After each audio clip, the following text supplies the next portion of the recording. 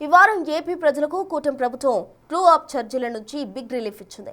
ప్రజలపై భారం పడకుండా డిస్కంలకు చెల్లించాల్సిన మొత్తాన్ని ప్రభుత్వమే భరించనుంది.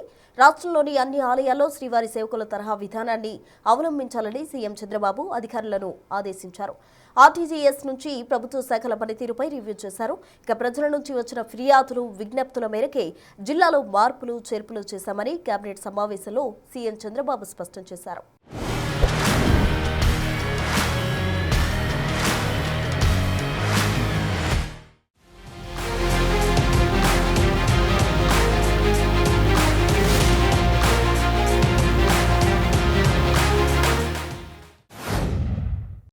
కొత్త సంవత్సరంలో కూటమి ప్రభుత్వం ట్రూ ఆఫ్ ఛార్జీల నుంచి ప్రజలకు రిలీఫ్ ఇచ్చింది.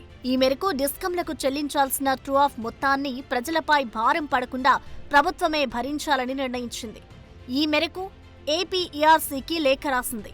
ఈ నిర్ణయంతో రాష్ట్ర ప్రజలకు 4,498 కోట్ల ట్రూ ఆఫ్ ఛార్జీల భారం తప్పింది. గత 5 ఏళ్లలో వివిధ పేర్లతో ప్రజలపై విద్యుత్ ఛార్జీల భారం ఉంది. ప్రజలు ఇప్పటికీ ప్రతి నెలా బిల్లులో వాటిని చెల్లిస్తున్నారు. కూటమి ప్రభుత్వం అధికారంలోకి వచ్చిన తర్వాత విద్యుత్ ఛార్జీలు పెంచబోమని సీఎం చంద్రబాబు హామీ ఇచ్చారు. ఈ మేరకు ప్రభుత్వం వేల కోట్ల రూపాయల ట్రూ ఆఫ్ భారాన్ని భరించింది. మరోవైపు ఏపీలో యూనిట్ విద్యుత్ కొనుగోలు వ్యయాన్ని 2029 నాటికి 4 రూపాయల లోపునకు తీసుకురావాలని ప్రభుత్వం ప్రయత్నిస్తోంది. 2024-25 ఆర్థిక సంవత్సరంలో యూనిట్ విద్యుత్ కొనుగోలు వ్యయం 5 రూపాయలకు పైనే ఉంటే 2025-26 నాటికి అది 4 రూపాయల 90 పైసలకు తగ్గింది. 2026-27 ఆర్థిక సంవత్సరానికి యూనిట్ కొనుగోలు వ్యయాన్ని 4 రూపాయల 60 పైసలకు తగ్గించాలని ప్రభుత్వం లక్ష్యంగా పెట్టుకుంది.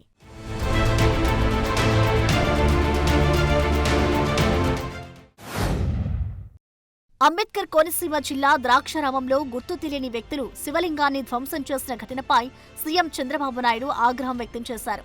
ఈ విషయంపై దేవాదాయ శాఖ మంత్రి ఆనం రామనారాయణ రెడ్డితో మాట్లాడి వివరాలు తెలుసుకున్నారు. నిందితులను గుర్తించేందుకు ప్రత్యేక పోలీసు బృందాలను ఏర్పాటు చేసినట్లు మంత్రి తెలిపారు. ఈ ఘటనకు బాధ్యులైన వారిని గుర్తించి కఠినంగా శిక్షించాలని సీఎం ఆదేశించారు.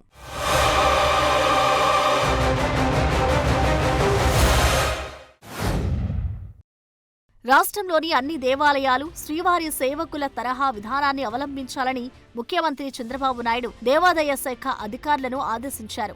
ఈ వారం కూడా ఆర్టీజీఎస్ నుంచి వివిధ శాఖల పనితీరుపై రివ్యూ చేశారు. రెవెన్యూ, వ్యవసాయం, పౌర సరఫరాలు, వైద్య ఆరోగ్యం, రవాణా, అగ్నిమాపక, దేవాదాయ సహా వివిధ శాఖల పనితీరుపై చర్చించారు. క్షేత్రస్థాయిలో ఆయా శాఖల పనితీరు ఏ విధంగా ఉందనే అంశంపై సమీక్షించారు.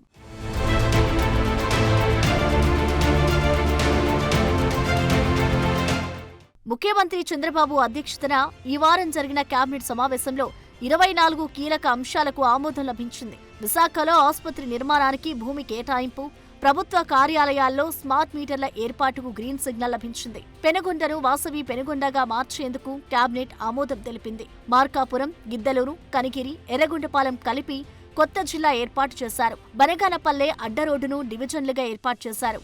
అన్నమయ్య జిల్లా పేరు అలాగే ఉంటుంది. జిల్లా కేంద్రం మాత్రం మదనపల్లెకు మార్చారు. అద్దంకి నియోజకవర్గాన్ని బాపట్ల జిల్లా నుంచి ప్రకాశం జిల్లాకు మార్చారు. ప్రకాశం జిల్లాలో అద్దంకి సబ్ డివిజన్లోనే దర్శి నియోజకవర్గం ఉండనుంది. రాజంపేటను కడప జిల్లాలో, రైల్వే కోడూరును తిరుపతి జిల్లాలోకి, కడపలోకి సిద్ధవటం, ఒంటిమిట్టని మార్చారు. ప్రజల నుంచి వచ్చిన ఫిర్యాదులు, విజ్ఞప్తుల మేరకే జిల్లాలో మార్పులు, చేర్పులు చేశామని ప్రభుత్వం స్పష్టం చేసింది. 9 జిల్లాల్లో ఎలాంటి మార్పులు చేయలేదని, 17 జిల్లాల్లో కొన్ని మార్పులు చేశామని తెలిపారు. జనం కోరిక మేరకే డివిజన్లు, మండలాలు మార్చామన్నారు. రాయచోటిని మరింత అభివృద్ధి చేసేందుకు సీఎం హామీ ఇచ్చారు. విజయవాడ, తిరుపతిని గ్రేటర్ సిటీలుగా అభివృద్ధి చేస్తామని సీఎం చంద్రబాబు అన్నారు. ఏపీ సర్కార్ రాజముద్రతో 21,80,000 పాస్బుక్లు పంపిణీ చేస్తున్నారు. పట్టాదార్ పాస్బుక్లపై గత పాలకుల ఫోటోలు తొలగించింది కూటమి ప్రభుత్వం. అదేవిధంగా పోలవరం పరిసర ప్రాంతాలను అభివృద్ధి చేస్తామని సీఎం చంద్రబాబు స్పష్టం చేశారు. ఏపీలో మౌలిక వసతుల కోసం దాదాపు 3 లక్షల కోట్లను ఖర్చు చేస్తోంది ప్రభుత్వం.